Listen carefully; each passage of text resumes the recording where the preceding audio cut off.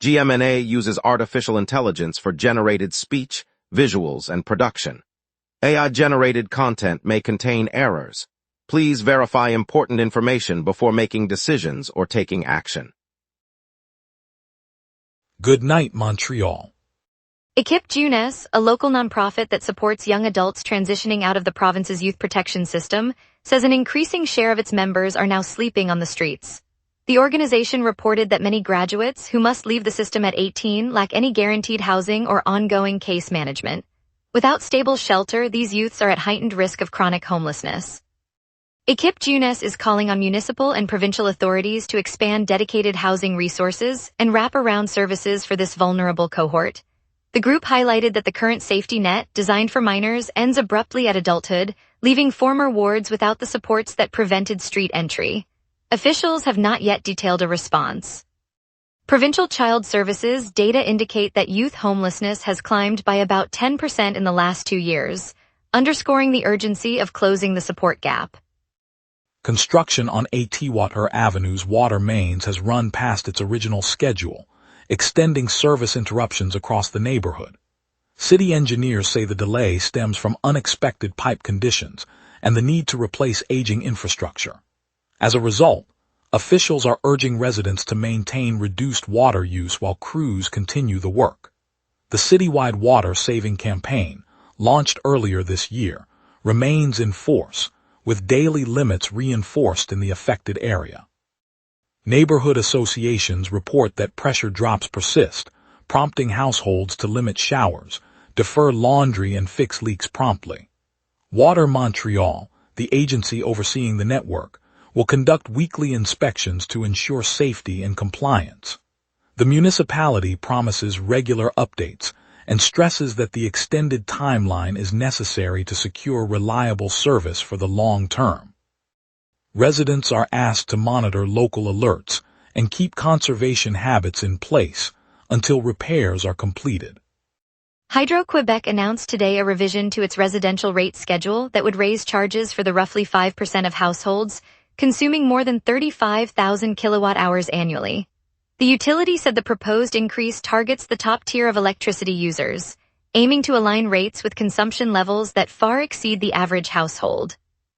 Under the plan, customers in this high consumption bracket would see higher per kilowatt-hour prices, while lower usage families would keep current rates. Hydro-Quebec officials noted the move is part of a broader review of the province's electricity pricing structure, seeking to ensure cost fairness as demand patterns evolve. The proposal will be presented to the regulator for approval later this month, with any changes slated to take effect in the next billing cycle if endorsed. The regulator, the Régie de l'Énergie, will hold a public hearing in August to gather input. Hydro-Quebec launched a massive hiring drive today, aiming to bring on 35,000 paid workers across the province. The utility says the surge in new transmission lines, renewable energy sites, and remote region projects has outpaced the current labor pool, prompting the unprecedented recruitment effort. Positions range from skilled tradespeople on construction crews to technicians maintaining infrastructure in isolated northern communities. Applicants will be offered competitive wages and training programs designed to fast-track them onto critical projects. The campaign will run through the coming months, with regional job fairs planned in major centers and online portals to reach candidates in both urban and rural areas. Hydro-Quebec hopes the influx of new staff will keep its expansion timetable on track and support Quebec's broader energy transition goals. Officials stress that filling these roles quickly is essential to maintain reliable power supply and meet rising demand from both industry and households. Yesterday, a mass email from the local school board was sent to an undisclosed list, exposing the personal details of parents with children at Rossmere High School. The message contained names, telephone numbers, and email addresses that had not been authorized for distribution. Board officials confirmed the breach and said the email was mistakenly attached to a routine newsletter. An internal investigation has been launched to determine how the data was stored and why the safeguards failed. Parents have been urged to watch for any suspicious activity linked to their contact information. The board announced plans to upgrade its digital security protocols and to provide staff training on privacy handling. The incident has sparked broader concern about the board's data security practices and how student-related information is protected. The board also said it will cooperate with any oversight bodies reviewing the breach. Later, we'll see how over 200 northern forest fires are raging, and 900 firefighters are battling the blaze. We will be right back. Watch the local sunset tonight at 6 p.m. for all your local Montreal news. Welcome back, everyone. We've got the latest headlines, and now Rachel Reed takes us to the local stories you need to hear.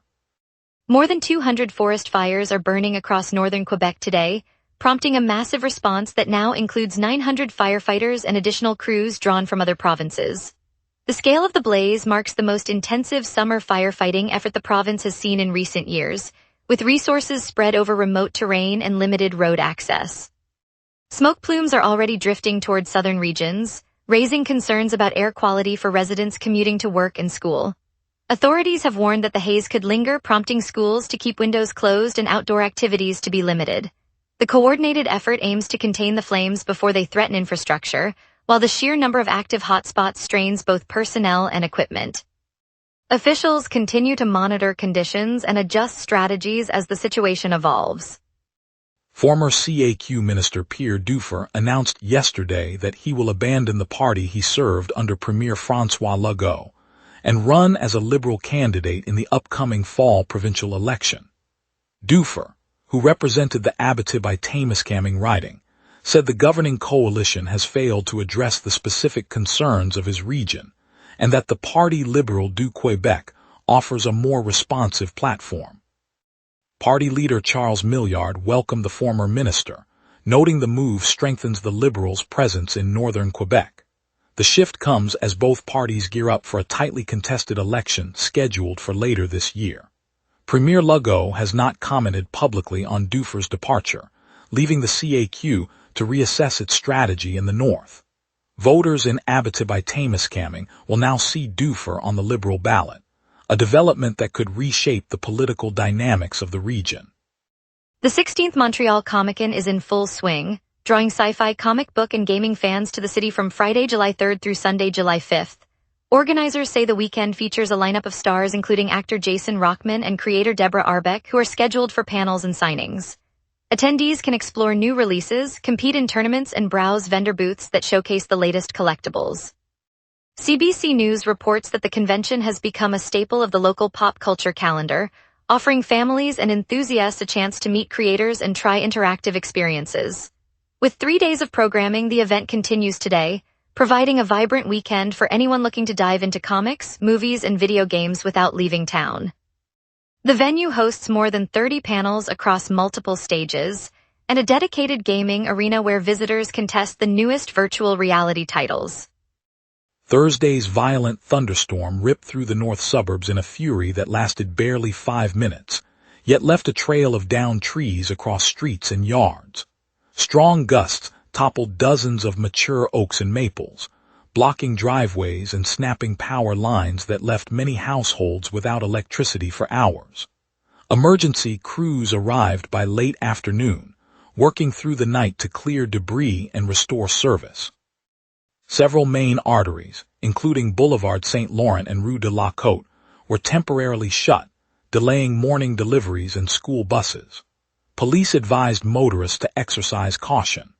Residents reported scattered branches littering sidewalks, creating hazardous conditions for pedestrians and drivers alike. The sudden intensity of the storm reminded locals that even brief weather events can cause significant disruption to daily routines, from school commutes to grocery trips. Utility workers continue to assess damage, and municipal teams are prioritizing cleanup on the most affected neighborhoods. Yesterday, a Montreal judge granted a temporary stay on the city's move to revoke the operating permits for American Iron and Metals metal recycling plant in Montreal East. The injunction halts the revocation while the court reviews the matter, leaving the facility's status in limbo. The city has been locked in a protracted dispute with AIM over compliance issues at the plant, alleging violations of municipal regulations. AIM maintains that it meets all safety and environmental standards and argues the revocation would disrupt jobs and local waste processing capacity. The judge's order does not resolve the underlying conflict but suspends any immediate shutdown, meaning the plant can continue operating for now. Neighborhood residents will see no immediate change in collection schedules, and trucks are expected to keep servicing the area as usual. Both parties are expected to present further evidence in the coming weeks as the legal proceedings continue. Now let's turn to the weather team for a look at tonight's conditions across the island. A powerful westerly jet aloft is cementing tonight's clear, stable air, while pressure climbs toward a ridge. On this date, the all-time high tops at 34.2 degrees, recorded back in 2018 during an unprecedented heat wave that pushed the city into the upper 30s for several days.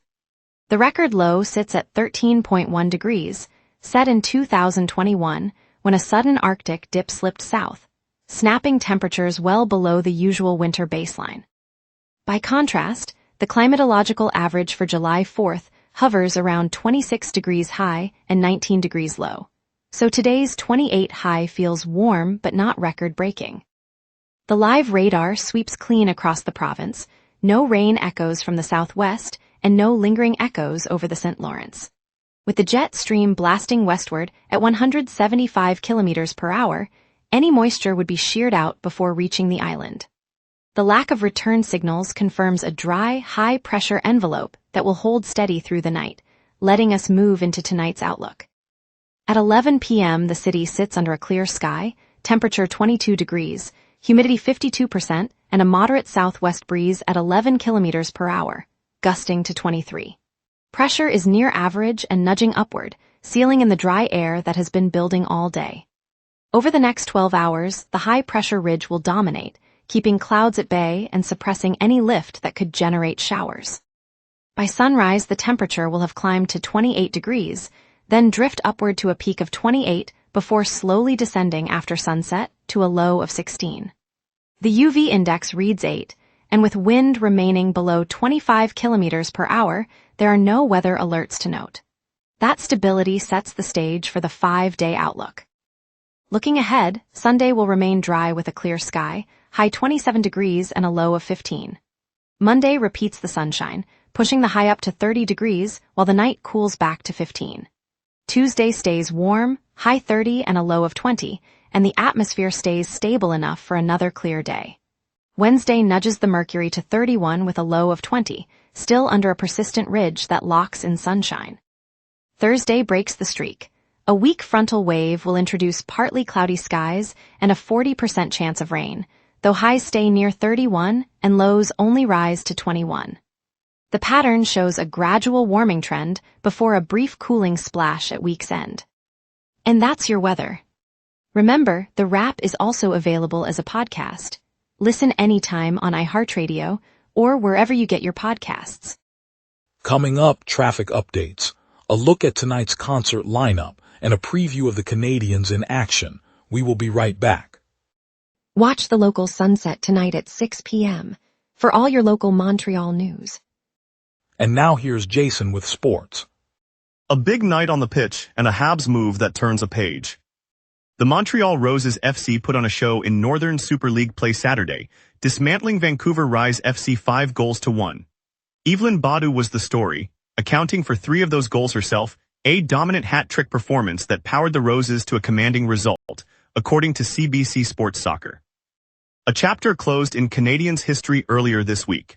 Montreal dealt veteran forward Brendan Gallagher to the Vancouver Canucks in exchange for future considerations. The move, reported by CBC Sports NHL, marks the end of Gallagher's run with the organization that drafted him. Before his trade to Vancouver was announced, Brendan Gallagher received a remarkable honor.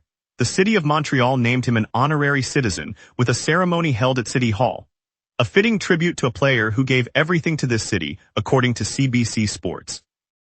In the cobblestone heart of old Montreal, the World Cup fan zone buzzed with the rhythm of drums and the scent of fresh mint tea. A group of young Moroccans, led by 17-year-old Youssef and his friends, transformed a modest plaza into a vibrant home away from home. They unfurled bright flags, set up low tables piled with homemade briottes, and invited passers-by to join the celebration of Morocco's 3-0 triumph over Canada. As the match ticked toward the final minutes, the crowd's chants rose in unison, echoing off the stone facades. When the third goal slipped past the Canadian keeper, a burst of cheers erupted, children leapt, and a lone saxophonist began improvising a jubilant riff that seemed to lift the whole street. Strangers hugged, phones flashed, and the sense of belonging felt as palpable as the summer air. That shared gasp, that collective lift of spirits, reminded everyone that sport can stitch together cultures, turning a simple watch party into a memory that will linger long after the final whistle. It's moments like these that keep Montreal's heart beating together. On a Saturday morning on St. Laurent Boulevard, the aroma of ground beans drifted from the open windows of Café Parvis, drawing a line of regulars and tourists alike. Inside, barista Maya Laurent was polishing a copper espresso tamper when she received a call that would ripple through the neighborhood. The call came from the committee behind the world's 100 best coffee shops, confirming that Parvis, along with Café Olympico on St. Denis, Café Saint Viateur in the Myland, and Café l'Avenue on St. Catherine had secured spots on this year's North American shortlist. The list, compiled after months of blind tastings and site visits across the continent, highlights establishments that marry quality beans with community spirit. In each shop, the ritual of grinding, tamping, and pouring is performed with a precision that rivals a watchmaker. As Maya lifted the freshly poured crema-topped cup, she caught the reflection of the committee's email on the stainless steel counter, a simple green checkmark that meant world to the team. It's a reminder that a well-made cup can put a neighborhood on the map, and that the people behind the counter are the true ambassadors of Montreal. Thank you, Montreal, for tuning in to The Wrap. Tonight's look at the rising youth homelessness risk highlighted a vital community challenge. Stay safe, keep an eye on the skies, and join us tomorrow for more stories that matter. We'll bring you the latest updates from across the city. I'm Peter Miller, signing off.